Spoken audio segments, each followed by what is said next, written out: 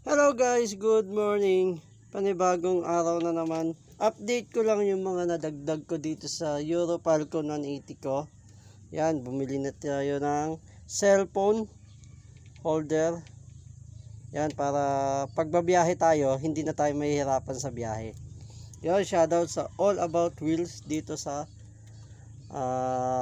cellphone holder na to na nabili. Tapos yun, naglagay na rin tayo ng takip para hindi na rin mabasa yung ating panel. Ayan, para goods na kahit maghugas ng motor hindi mababasa yung mga wiring. Tsaka yan, dagdag pa natin, bumili na rin ako ng bracket para dito sa aking top box. Ito top box dati na yan. Yan, comment lang kayo sa baba anong magandang panggilid nito. Hindi ko alam kung anong sukat ng panggilid nito. Comment kayo dito sa baba at titignan natin kung kasukat sa kanya.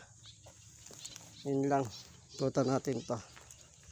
Yan, Euro Falcon 180.